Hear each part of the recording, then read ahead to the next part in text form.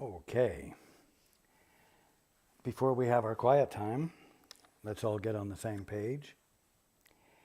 If you're in the Sparkly book, it's page 341, the second full paragraph. If you're in the second edition, it's page 295, paragraph 10. If you're in the first edition, it's page 274, the third full paragraph. If you're reading from the JCIM, it's page 143, the third paragraph. And if you're reading from the CIMS edition, it's page 286, paragraph 55. Okay. Let's take a few moments to be quiet together.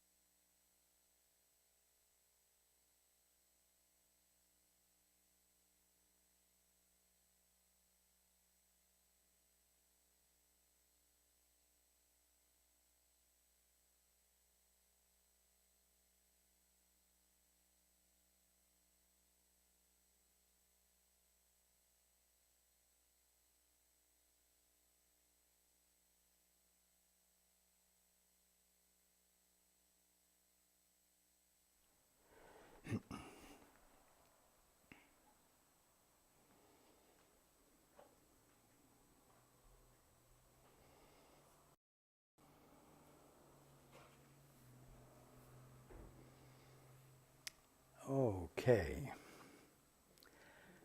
Good evening.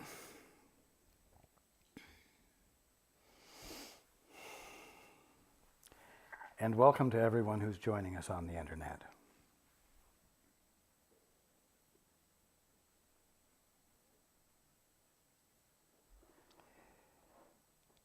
You know, I need to address something tonight. And it's the idea that Paul has a skill or a talent that not many other people have.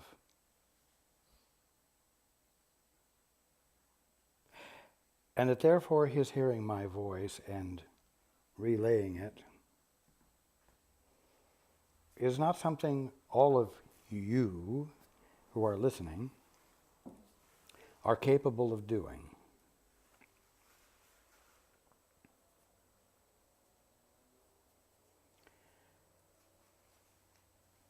He is in touch with his guide. You say, I'm not in touch with my guide. I've tried and tried and tried, and I'm still not in touch with my guide. And then it's easy to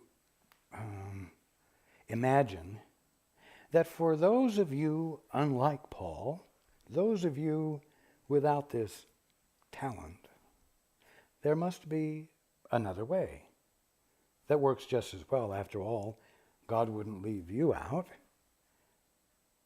just because you couldn't hear your guide like Paul can hear his guide.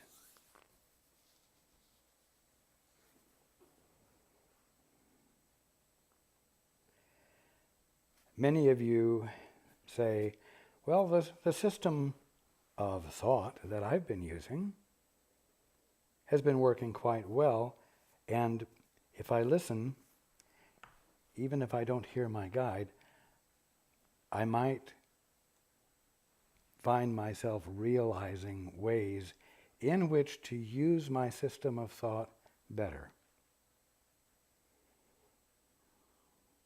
I might be able to find a way to order my thoughts better. We'll say metaphysically.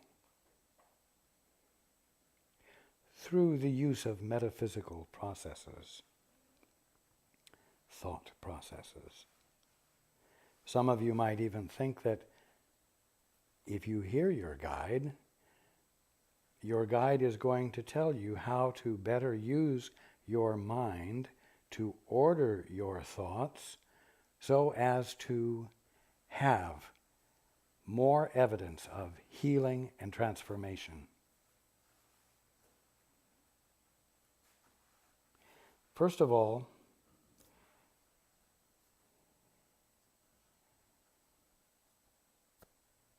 Paul is subject to the same thing you are.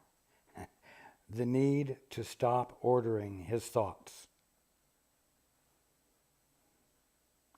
And he doesn't have a particular talent for doing that any more than you do.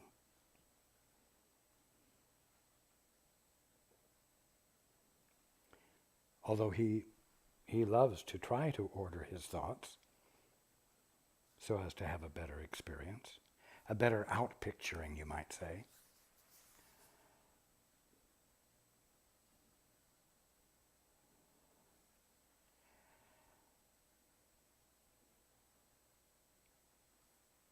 The simple fact is that as the Course has been illuminating for everyone, whether you're in touch with your, quote, guide or not,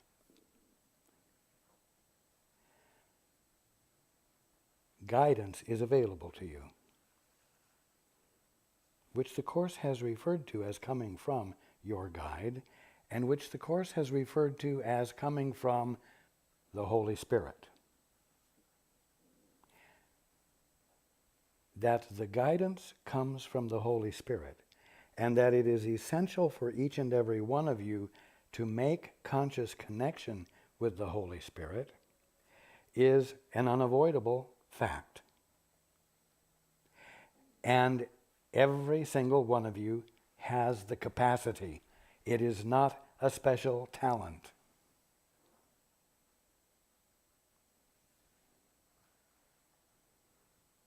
As I've said before, the Holy Spirit is your right mind held in trust while you dally with the ego. Obviously, if the Holy Spirit is your right mind, it can't possibly take some special talent to experience its presence. It's got to be inevitable that you will eventually abandon your attempt to be independent from it and to order your thoughts, metaphysically or in any other way, even just simply through the use of logic.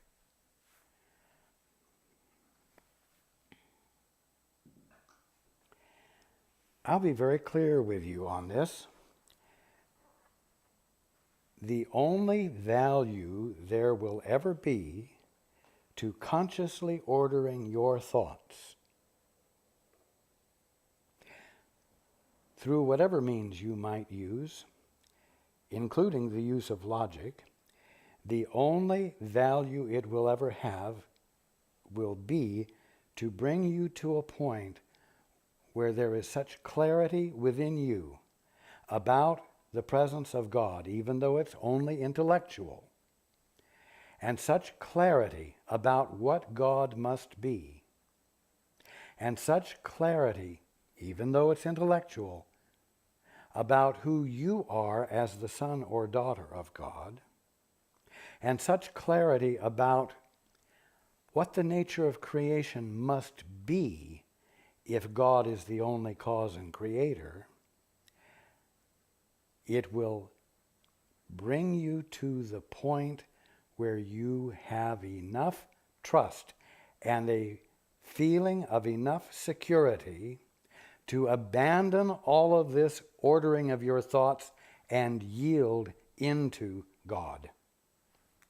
Yield into your right mind, the Holy Spirit, to let yourself become subject to something other than your consciously ordered mind. To yield into something outside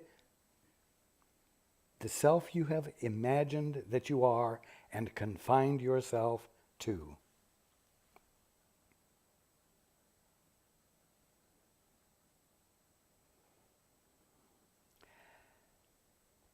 You are not going to regain your sanity without reuniting with your right mind. And it's so absolutely inevitable that after listening to what I'm saying tonight, you can't possibly justify the assumption that Paul is engaged in something you can't do. Or that when you do whatever waking up is about for you, you won't be doing what Paul is doing. You'll be doing something different. Because after all, who would really want to do what Paul is doing? Well, what do you think Paul is doing? See, I even have to ask Paul, what does Paul think he's doing?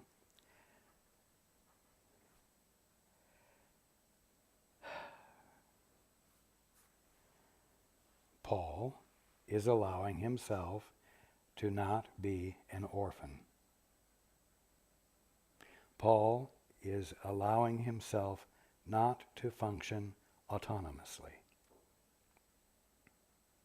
Paul is allowing himself to yield into whatever the heck it might be that's on the other side of the orderlinesses of his conscious awareness.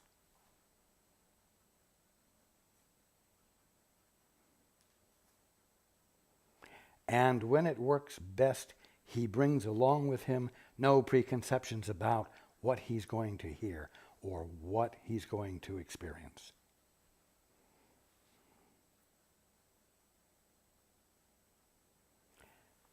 And so, what is he doing? That every single one of you will inevitably do and might as well start doing tonight? He is allowing himself to yield to, and to him at times it seems like taking second place to, when actually it is being equal with his right mind, being equal with that which is a spontaneous expression of love, and is something that I've been telling all of you, as well as him, he should be doing, you should be doing all day long, every day. Because under these circumstances, it's appropriate for these words and this behavior to happen. But when he's standing in the checkout lane at the grocery store, it's not appropriate for him to be using this language and behaving in this manner.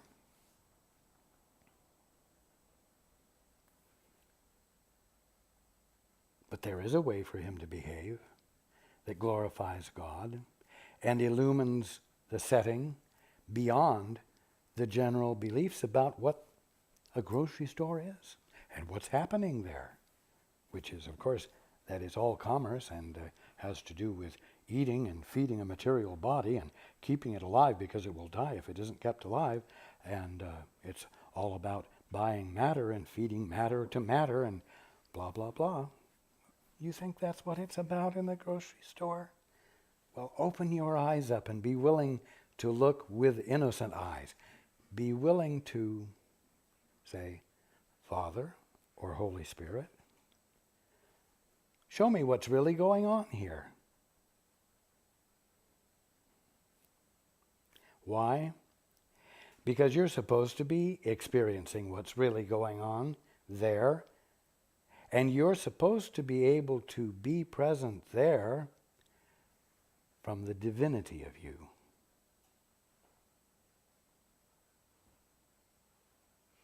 From that which isn't bound by orderlinesses.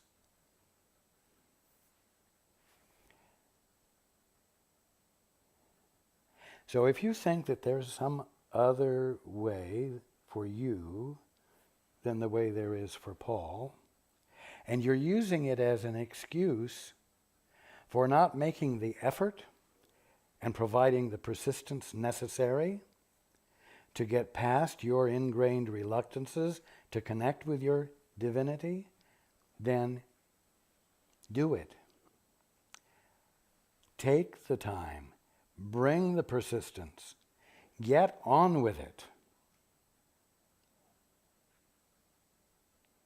To say, I'm not meant to be in touch with my right mind is insane. To say that you don't have the skill or the talent or the ability to be in touch with your right mind is ridiculous. To say that it's going to be hard to do it is also insane. To say that you may bring enough resistance into the process to delay it, now that is a great possibility. But don't do it.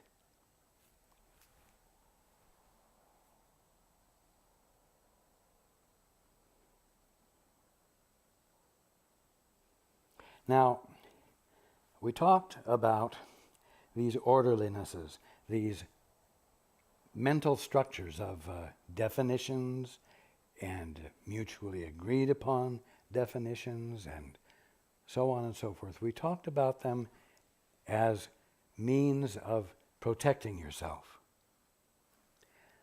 But in the process of protecting yourself, something of a larger picture developed.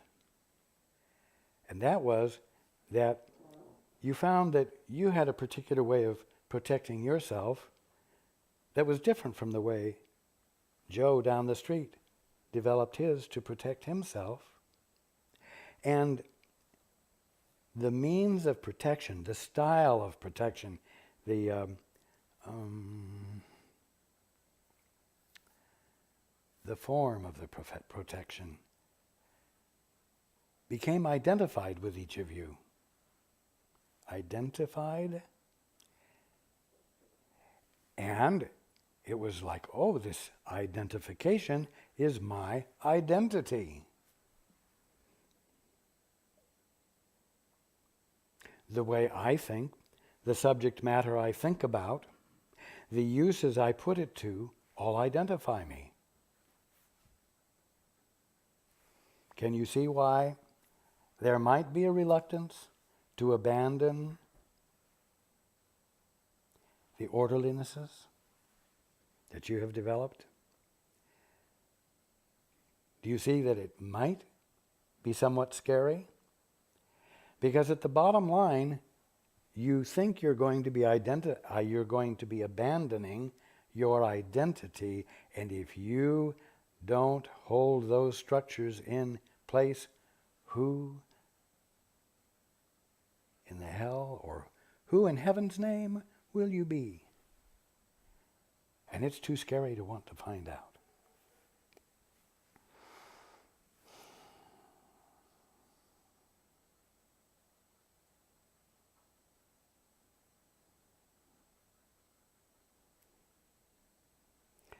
Someone wrote an unpublished song, the title of which was, "Thank God I'm Not Who I Thought I Was."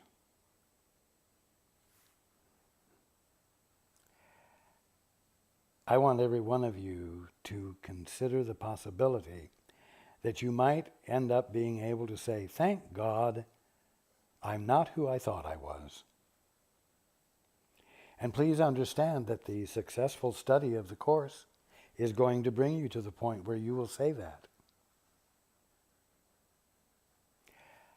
The course, in its meaning, is never going to help you be who you thought you were more efficiently and better. Never.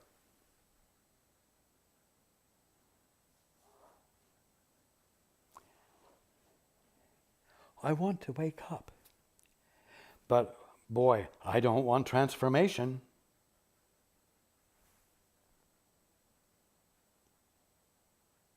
Yes, you do. Yes, you do.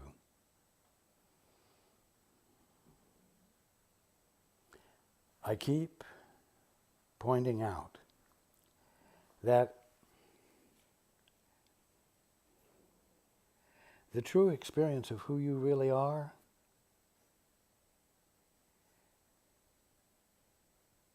is beyond anything you can imagine, is not frightening.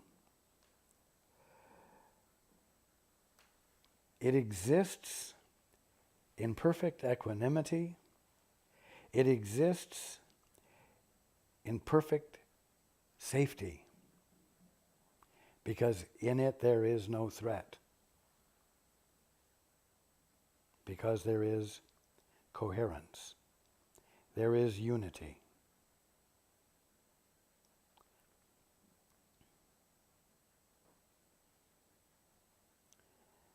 Now, let's go into the book.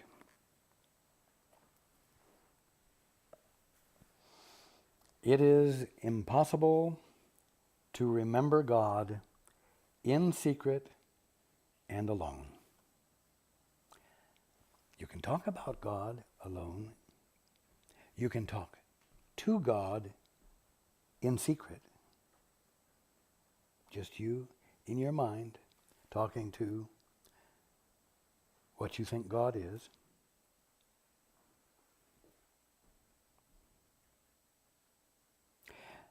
But it is impossible to remember God. It is impossible to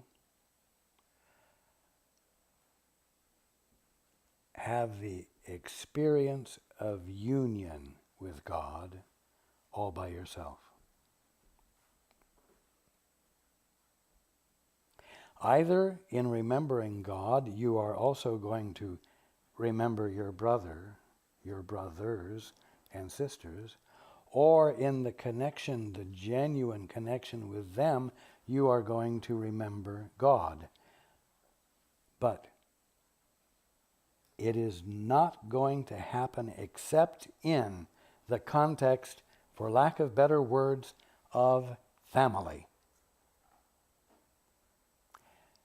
To remember God is to remember the brotherhood. To look at the brotherhood with innocent eyes and a desire to be the presence of love for the brotherhood or even the brother. You are going to remember the Father that makes your brother or your sister your brother and sister. There is no way for you to wake up without the cohesiveness and the invariable unity of the family coming into focus. It is impossible to remember God in secret and alone. All the benefits that you thought you got as an orphan, you're going to have to throw away.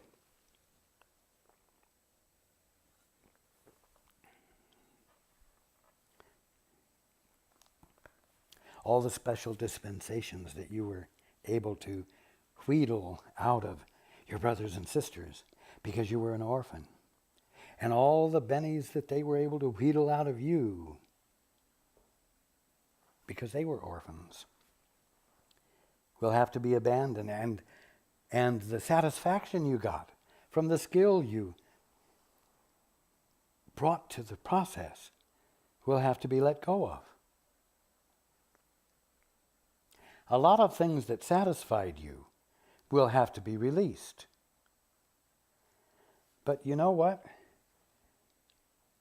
You're going to have to release things that were compensations for being an orphan, so that you might experience the compensations that are available to a son or daughter of God, a brother or a sister to the brothers and sisters who are the sons and daughters of God.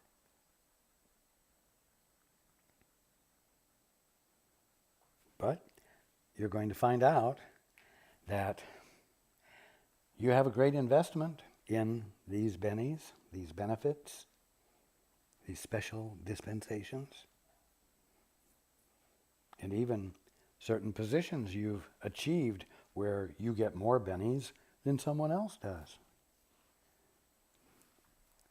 It's all nonsense, but you value it, and it makes you feel good. And yes, you're going to have to let go of those things that make you feel good, because they're keeping you from experiencing your true inheritance. They're keeping you from experiencing who you are. They're keeping you from experiencing your real identity. Again, it is impossible to remember God in secret and alone.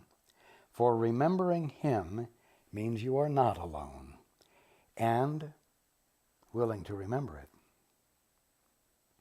You see, when you've taken time to sit down and talk to God, it's as though you're acknowledging that you're not alone, but you're not remembering it. You're not remembering the experience of unity. You're not remembering in the now the active, conscious connection with God as, for lack of better words, two-way communication or unified conscious awareness.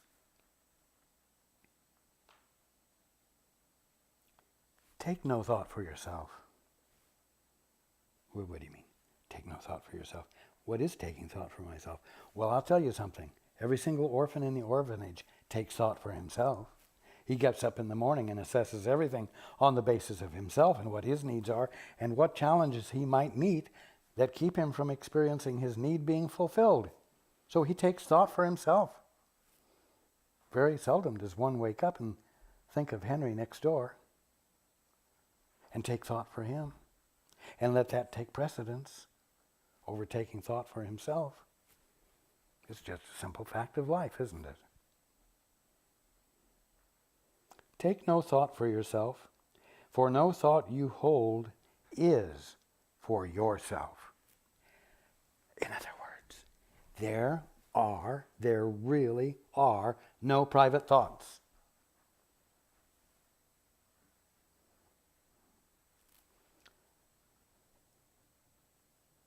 Every thought you have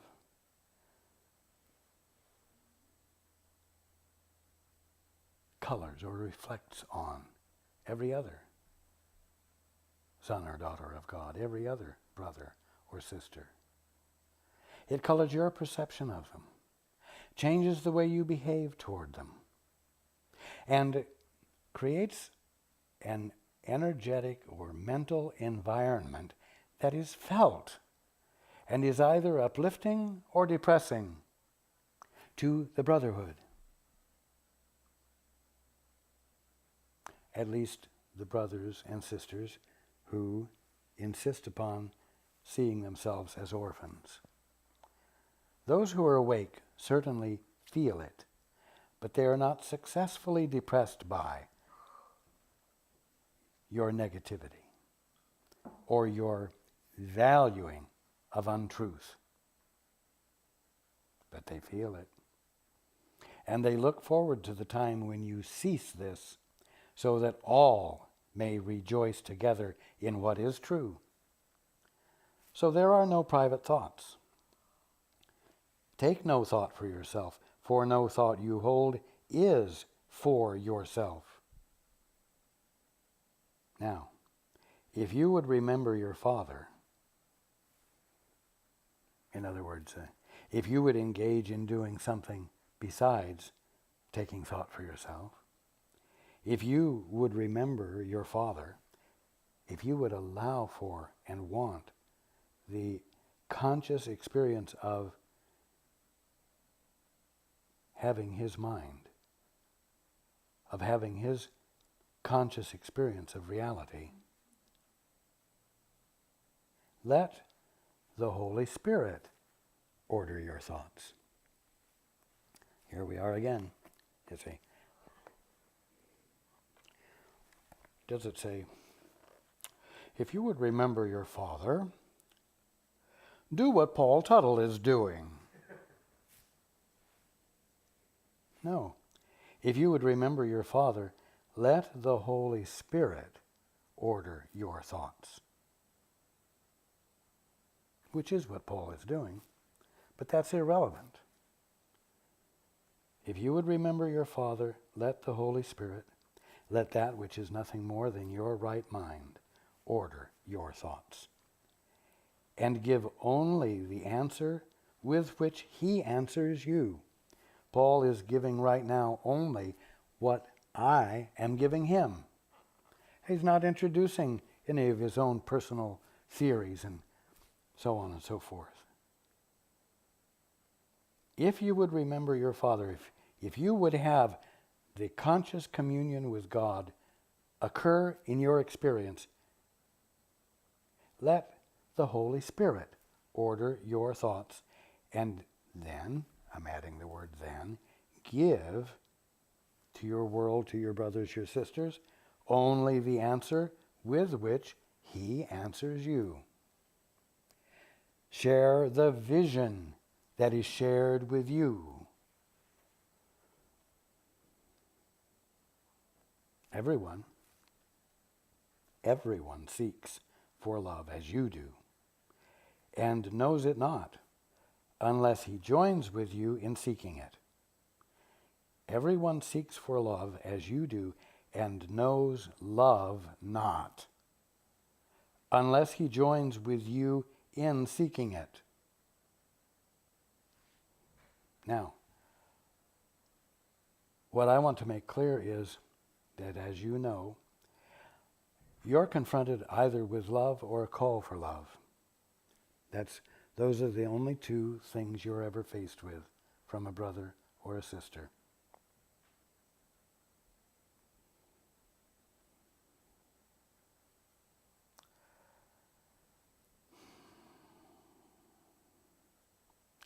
When a brother is behaving awkwardly, unkindly, obtusely, it's a call for love. He doesn't realize it. And if you're not alert, you don't realize it either. And you interpret his behavior as unkind, as perhaps dangerous to you, and as something you should protect yourself against. And so you return to him attack for attack. But everyone seeks for love as you do, and knows love not, unless he joins with you in seeking it. And what I'm trying to bring out here is that when a brother behaves in an unkind fashion to you, he is asking to join you in finding love. It is a call for love. So, it's not a matter of, wow, wouldn't it be nice to find somebody I could sit down with and we could join together in finding love? All hunky-dory and working together pleasantly? No. Whether a brother's being pleasant or unpleasant, he or she is joining you in the goal of finding love.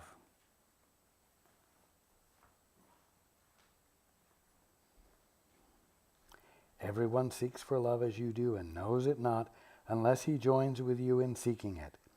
If you undertake the search together, you bring with you a light so powerful that what you see is given meaning.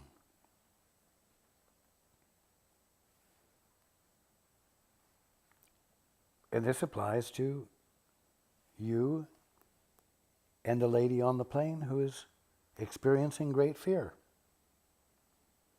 If you undertake the search together, if she expresses her fear, and you hear that it's a call for love, and you join her in wanting to know what love is, because her fear is a call for love, you bring with you a light so powerful that what you see is given meaning. You see, the lady who is distressed, the lady who is full of fear, is embodying lack of meaning at the moment. She is not experiencing the meaning of what's happening. She's not experiencing heaven. And yet heaven is the only thing happening. Meaning is occurring, but she's not experiencing it. So, if you undertake the search together for love, you bring with you a light so powerful that what you see, which appears to be a meaningless expression of fear, is given meaning. Meaning is illuminated. Meaning comes forth. And I will tell you that the fear that the woman is experiencing will subside.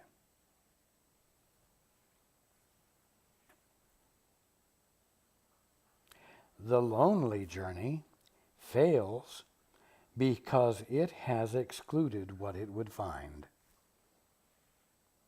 The lonely journey is a journey that is consciously designed to be lonely.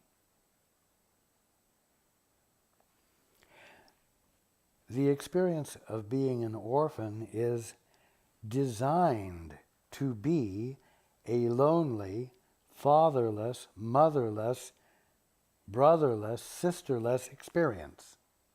It's designed to be exactly that. The one who's employing the act of being an orphan has consciously designed it that way, and until he has a better goal, will continue.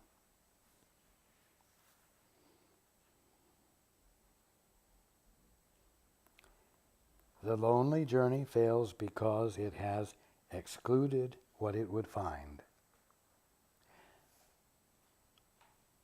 What it would find, what it is after, is an experience of wholeness.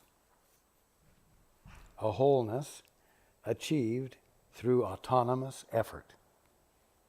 But wholeness is what is wanted, and wholeness is real.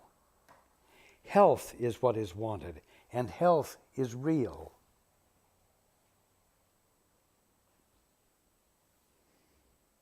The experience of being loved is wanted, and that is real. But all of the things it wants, all of the things the orphan wants, it wants to get while remaining independent, while remaining aloof, while allowing for no actual relationship.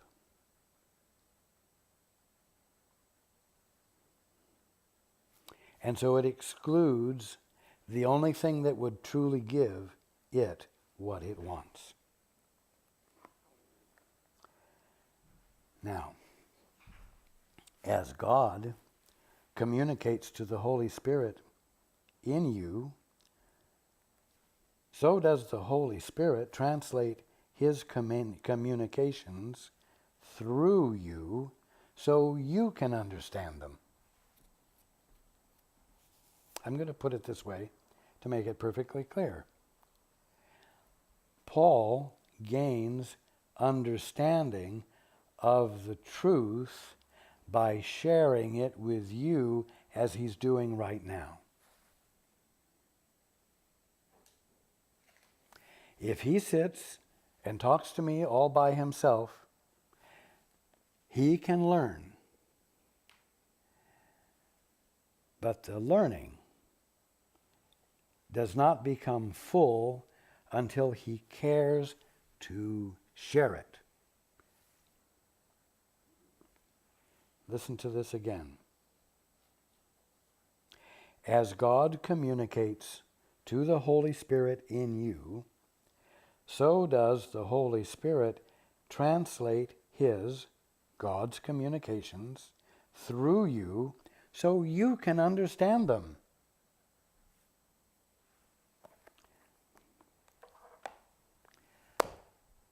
Paul may say, "What do I need to do?" And I might say to him, "You need to love your brother. You need to love your brother more than you're loving your brother." And he says, "Oh, okay." And he hasn't learned a thing. He's grasped the idea.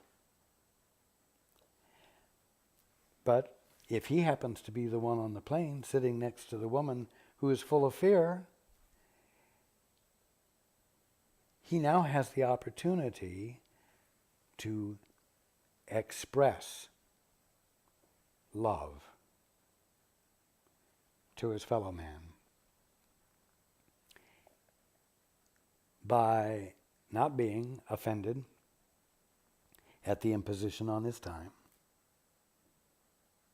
and by neglecting to respond with canned phrases, canned truths, memorized statements of healing effect, and who's willing to be present with her without having a single thought about what he could do to improve it himself on his own as an independent thinker of a spiritual thought.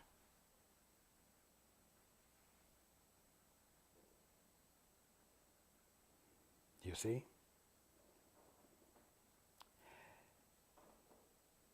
What it boils down to is that if you want to remember God, you're going to have to connect with your brother.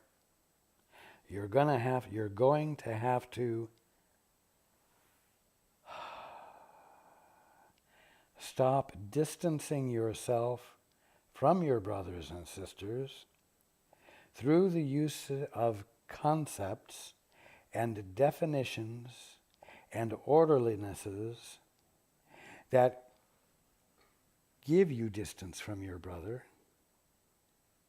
and hopefully coerce your brother into behaving in such a way as to give him a sense of well-being while being independent from you.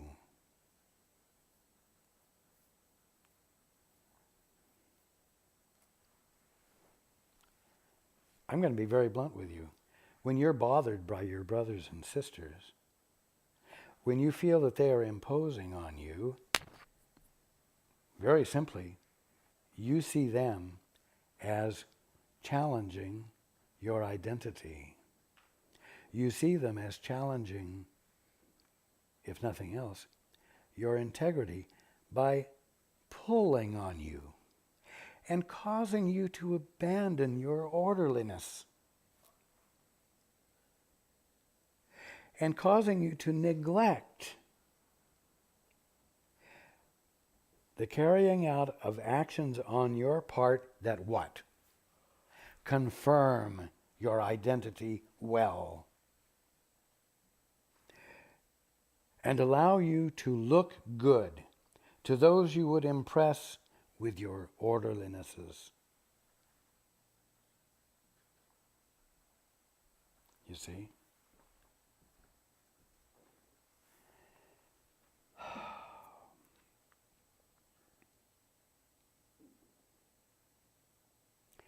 God has no secret communications.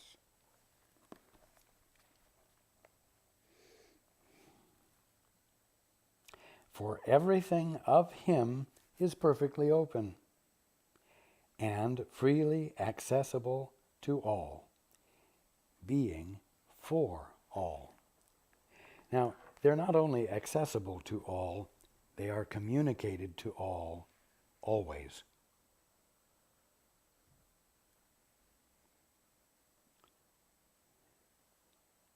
Paul isn't getting special dispensation that someone else isn't getting. Paul is undefended enough to experience it where others might not be. But that's the only difference.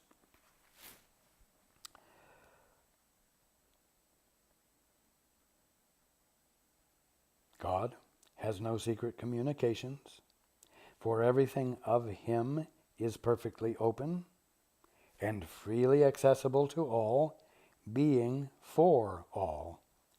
Nothing lives in secret, and what you would hide from the Holy Spirit is nothing. You might say it's of no consequence. It has no substance, and actually what it has is no content.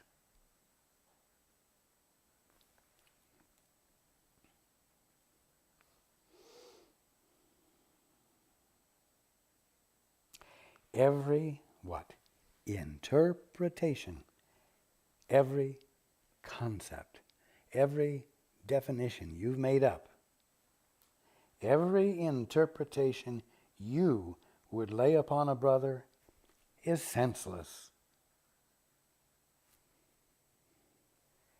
And yet, for the most part, what you call the orderliness in your society is absolutely a result of interpretations you have laid upon your brothers, and your brothers have laid upon you, and you have agreed to mutually.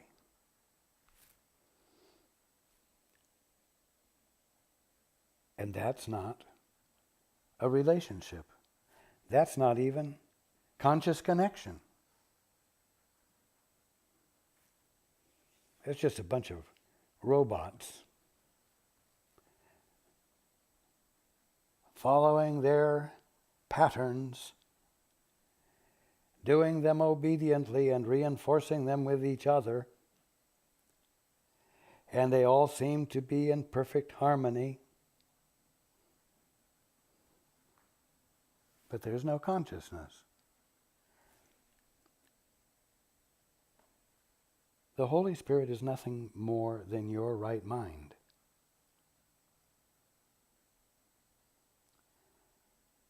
That means it's available to you. It means it's accessible to you. It means it's not out of your reach. It means that it is you already. So to be experiencing consciousness is at this very moment your birthright and is available to you. If you will be willing to abandon the form, all of the orderlinesses, the intellectual orderlinesses of your mind, so that you might, in the absence of them, have a direct conscious experience of what's really going on and experience the illumination of what's really going on.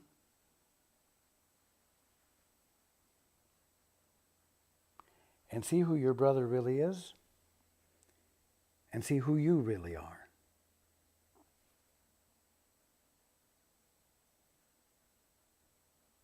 And I'll tell you who you really are isn't someone in her 80s, or someone in his 30s, or someone in his teens.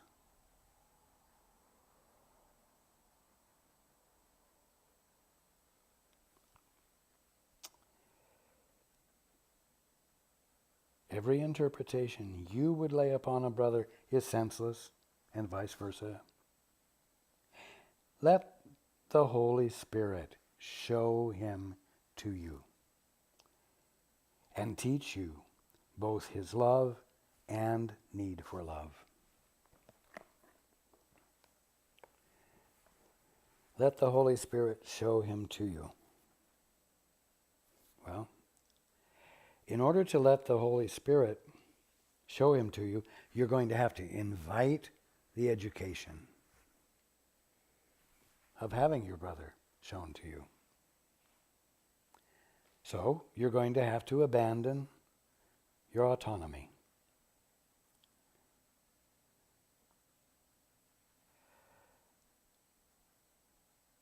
Again, Paul may be abandoning his autonomy, but it's not a special talent.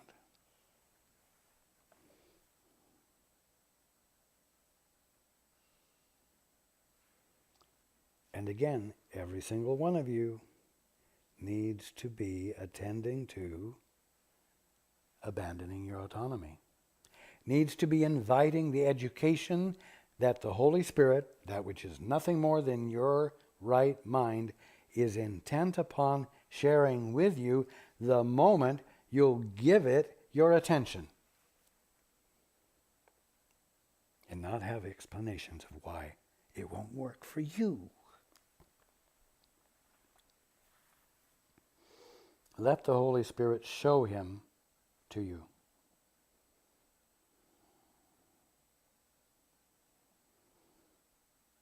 And teach you both his love and need for love. In other words, his love and what appears to be a call for love, which is obtuse or bad behavior, which is his need for love. Neither his mind nor yours holds more than these two orders of thought. Either you are expressing love or a call for love, and your brothers and sisters are either expressing love or a call for love. You're never doing anything else.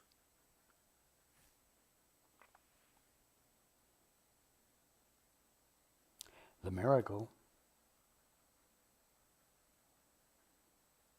is a sudden shift of perception. The miracle is the recognition that this is true. Where there is love, your brother must give it to you because of what it is. when you look at your brother and there is love there, he will be giving it to you, because that's what happens. That's what love is. That's the movement that love is. But in looking at your brother, where there is a need for love, which you would call a call for love or bad behavior, but where there is need for love, you must give it. Because of what you are. See, it didn't say you must give it because it's the right thing to do. Or you must do it because it will give you points when you step up to the pearly gates.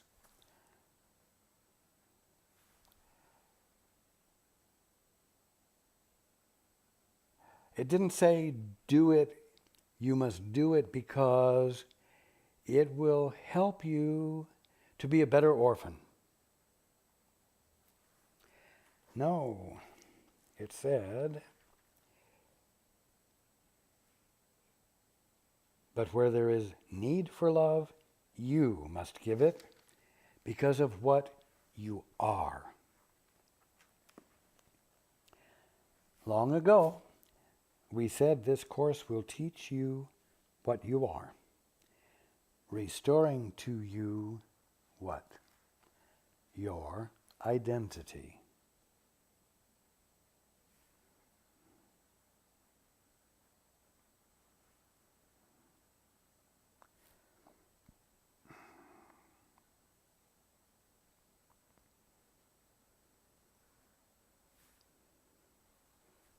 Can it be any more clearer than this? Restoring to you your identity. In restoring your identity to you, it will negate and dissolve the identity you have created for yourself. Thank God. It will, in restoring your identity, cause the dissolving and disappearance of every thought, feeling, attitude associated with the meaning of orphanhood.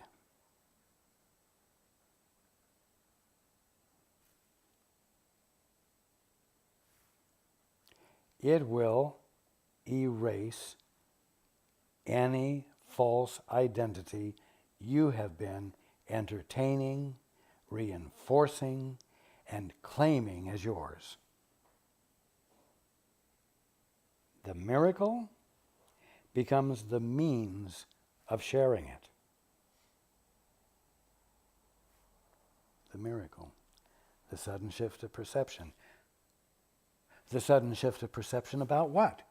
Well, the sudden shift of perception about your brother or your sister, which, in the sharing of it, causes you to be illuminated about the meaning of it for yourself, thus redefining your identity, and along with it, its purpose. By supplying your identity wherever it is not recognized, you will recognize it. Well,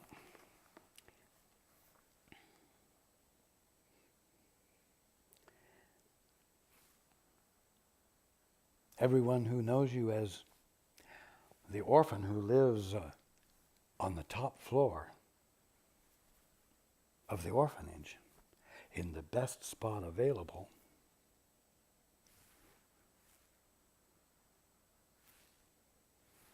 will no longer find you supplying that identity to them and reinforcing it, because you're going to be supplying your true identity, because you've stopped claiming to be an orphan and you've let the Father, through you, extending to your brother another so-called orphan, but extending it to one who is no longer appearing to be an orphan to you, because in the extending of the awareness of what he truly is, you are extending the awareness of what you truly are, and confirming both of you in the family.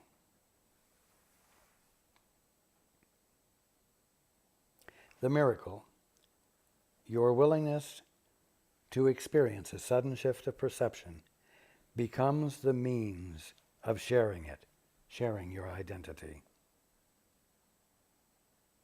By supplying your identity wherever it is not recognized, you will recognize it.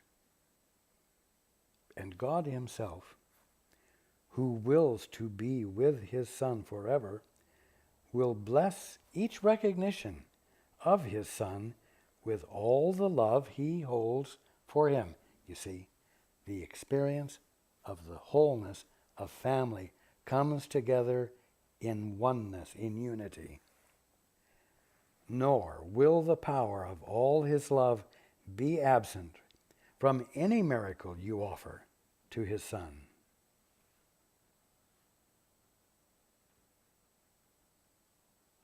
That's the promise of you fulfilling your function.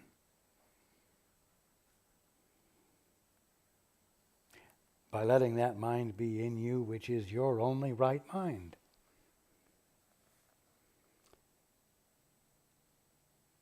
How then can there be any order of difficulty among them?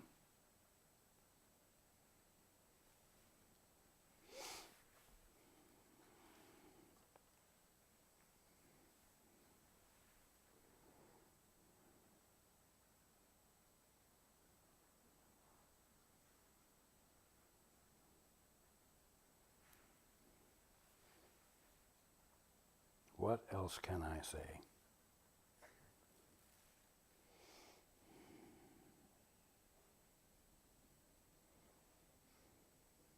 I love you. And I look forward to being with you next week.